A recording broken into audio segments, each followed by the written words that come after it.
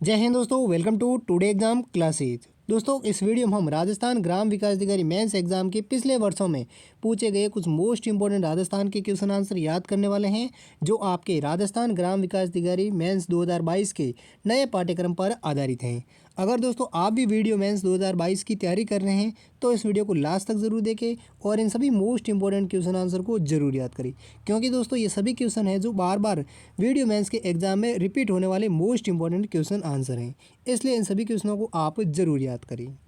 तो चलिए देखते हैं आज का पहला क्वेश्चन। पहला क्वेश्चन है, राजस्थान संघ का निर्माण 25 मार्च 1948 को हुआ, इसमें राज प्रमुख किसे बनाया गया था? तो इस सवाल का सही जवाब देगा ऑप्शन सी, यानी राजस्थान संघ का निर्माण जो 25 मार्च 1948 को हुआ था, उस समय राज प्रमुख हैं जो कोटा के महाराव भीम सिंह को बनाया था, जबकि प्रधानमंत्री हैं जो गोकुल लाल आसवा को बनाया गया था। नेक्स्ट अगला दूसरा क्वेश्चन है, 11वीं सदी का प्रसिद्ध सास बहू का मंदिर कहाँ स्थित है? तो इस सवाल का सही जवाब देगा ऑप्शन ए, यानी उदयपुर के नागदा गांव है जहां पर सास बहू का मंदिर बना हुआ है। कहां पर? उदयपुर के नागदा गांव में। नेक्स्ट अगला तीसरा क्वेश्चन है, ग्रास्य जनजाति द्वारा किया जाने वाला नृत्य कौन सा है?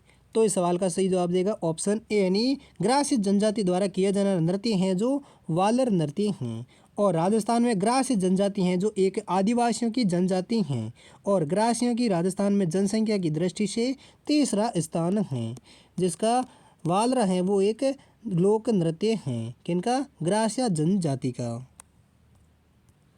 नेक्स्ट अगला चौथा क्वेश्चन है, सवाई माधोपुर में चौथ का बरवाड़ा किस खनिज के लिए जाना जाता है?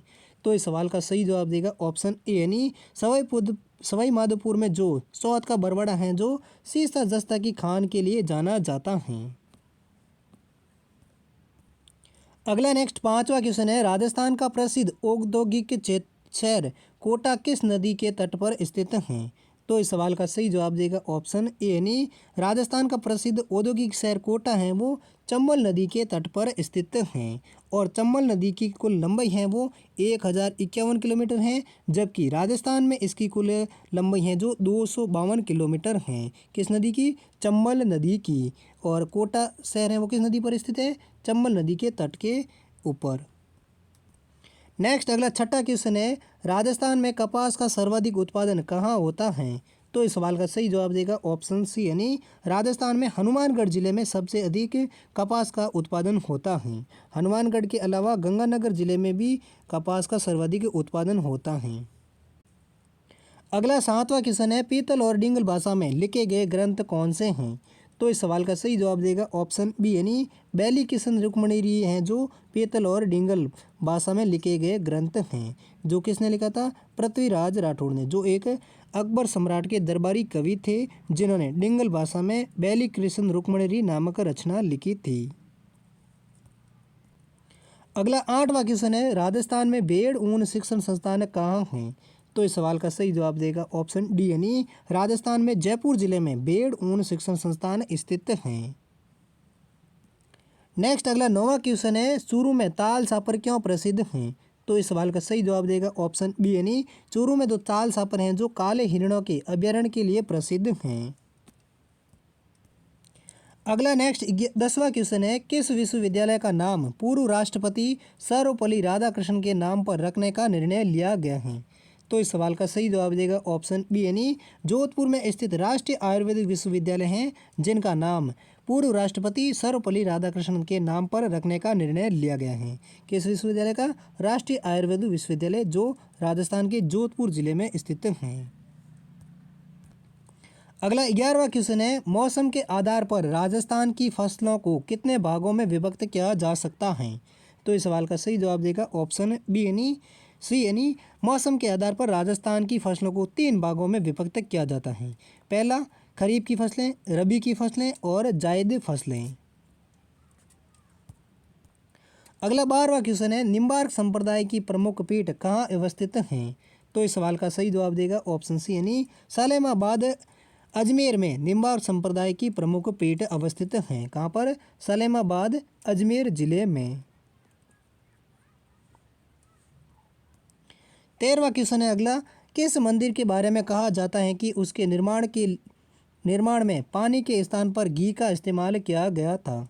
तो इस सवाल का सही जवाब देगा ऑप्शन है बी यानी भांडासा जैन मंदिर जो बीकानेर जिले में स्थित है।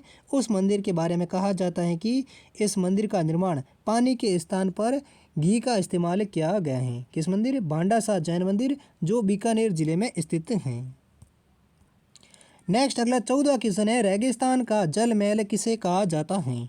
तो इस सवाल का सही जवाब देगा ऑप्शन बी यानी बटाड़ू का कुआं बाड़मेर जिले में स्थित है जिसको राजस्थान का जल महल कहा जाता है। किस कुएं को? बटाड़ू का कुआं जो बाड़मेर जिले में स्थित है। नेक्स्ट अगला 15वां क्वेश्चन है, राजस्थान राज्य अभिलेखागार कहाँ स्थित है? तो इस सवाल का सही जवाब देगा ऑप्शन बी यानी राजस्थान राज्य का जो अभिलेखागार है जो बीकानेर जिले में स्थित है। नेक्स्ट अगला 16वां क्वेश्चन है, बाणगंगा नदी के जल को रोककर निम्न में से कौन सा बांध बनाया गया है? तो इस सवाल का सही जवाब देगा ऑप्शन बी यानी बाणगंगा नदी के पानी को रोककर रामगढ़ बांध को बनाया गया है। और रामगढ़ बांध है जो जयपुर जिले में बनाया गया बांध है जो बाणगंगा की नदी को पानी को रोककर इस बांध को बनाया गया था। और रामगढ़ है जो पहले एक झील थी जिसको अब बांध के रूप में परिवर्तन कर दिया है।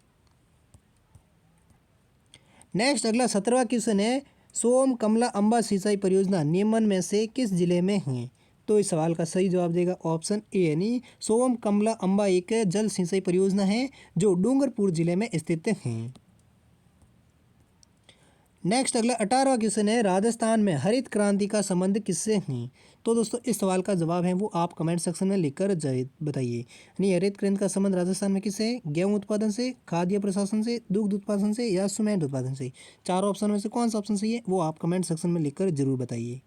नेक्स्ट अगला 19वां क्वेश्चन है, वह कौन सा स्थान है जहाँ शीतला माता का विशेष मंदिर स्थित है? तो इस सवाल का सही जवाब देगा ऑप्शन बी यानी जयपुर के चाकसू में शीतला माता का विशेष मंदिर स्थान है। कौन से स्थान पर? चाकसू। चाकसू कहाँ पर है? वो राजस्थान के जयपुर में स्थित हैं। अगला नेक्स्ट 20वां क्वेश्चन है, भारतीय संविधान की 8वीं अनुसूची में कितनी भाषाओं का उल्लेख है? तो इस सवाल का सही जवाब देगा ऑप्शन बी यानी भारतीय संविधान की 8वीं अनुसूची है जिसमें 22 भाषाओं का उल्लेख है और इनमें से 14 भाषाओं को संविधान में शामिल किया गया है। कुल कितनी भाषाएं सम्मिलित हैं 8वीं अनुसूची में? 22। और भारतीय संविधान में कुल कितनी भाषाएं सम्मिलित ली गई हैं? वो ली गई हैं 14 भाषाएं। अगला नेक्स्ट 21वां क्वेश्चन है, भारत में गेहूं का सबसे बड़ा उत्पादक राज्य कौन सा है? तो इस सवाल का सही जवाब देगा ऑप्शन सी यानी भारत में गेहूं का सबसे बड़ा उत्पादक राज्य है वो उत्तर प्रदेश राज्य है। जबकि दूसरे स्थान पर पंजाब और तीसरे स्थान पर हरियाणा राज्य हैं। पहले स्थान पर हो जाएगा कौन सा? उत्तर प्रदेश, और दूसरे पे पंजाब और तीसरे पे गेहूं उत्पादन के क्षेत्र में हरियाणा राज्य हैं। अगला नेक्स्ट 22वां क्वेश्चन है, भारत में श्वेत क्रांति का जनक किसे कहा जाता है? तो इस सवाल का सही जवाब देगा ऑप्शन ए यानी डॉक्टर वर्गीज कुरियन है जिसमें को भारत का श्वेत क्रांति का जनक कहा जाता है। अगला नेक्स्ट 23वां क्वेश्चन है, लोक देवता गोगा जी के स्थान सामान्यतः किस पेड़ के नीचे पाए जाते हैं? तो इस सवाल का सही जवाब देगा ऑप्शन ए यानी लोक देवता गोगा जी के थान है वो सामान्यतः राजस्थान में खेजड़ी के नीचे पाए जाते हैं। किस वृक्ष के नीचे पाए जाते हैं लोक देवता गोगा जी के थान? वो पाए जाते हैं खेजड़ी पेड़ के नीचे। अगला नेक्स्ट 24वां क्वेश्चन है, तिलवाड़ा पच्चू मेला किस लोक देवता की स्मृति में आयोजित किया जाता है? तो इस सवाल का सही जवाब देगा ऑप्शन डी यानी तिलवाड़ा का जो पशु मेला है जो लोक देवता मल्लीनाथ जी की स्मृति में आयोजित किया जाता है। और मल्लीनाथ जी का और तिलवाड़ा का पशु मेला है वो राजस्थान के बाड़मेर जिले में आयोजित किया जाता है। नेक्स्ट अगला 25वां क्वेश्चन है, 2011 की जनगणना के अनुसार सर्वाधिक साक्षरता वाला राज्य कौन सा है? तो इस सवाल का सही जवाब देगा ऑप्शन सी यानी 94% साक्षरता के साथ केरल राज्य है जो सबसे अधिक साक्षरता वाला राज्य है। जबकि 61.1% साक्षरता के साथ सबसे कम राज्य का है वो साक्षरता बिहार राज्य है। सबसे अधिक साक्षरता वाला राज्य कौन सा है वो है केरल, और सबसे कम साक्षरता वाला राज्य बिहार राज्य हैं। नेक्स्ट अगला 26वां क्वेश्चन है, 2011 की जनगणना के अनुसार राजस्थान में सबसे कम लिंगानुपात वाला जिला कौन सा है? तो इस सवाल का सही जवाब देगा ऑप्शन है बी, यानी साल 2011 की जनगणना के अनुसार राजस्थान का सबसे कम लिंगानुपात वाला जिला है वो धौलपुर जिला है। जबकि सबसे अधिक लिंगानुपात वाला कौन सा जिला है, ये चीज़ आप कमेंट सेक्शन में लिखकर जरूर बताइए। अगला नेक्स्ट 27वां क्वेश्चन है, भारत सरकार के अधीन मानव संसाधन मंत्रालय की स्थापना किस वर्ष में की गई थी? तो इस सवाल का सही जवाब देगा ऑप्शन है बी, यानी भारत सरकार के अधीन मानव संसाधन मंत्रालय की स्थापना है वो वर्ष 1985 में की गई थी।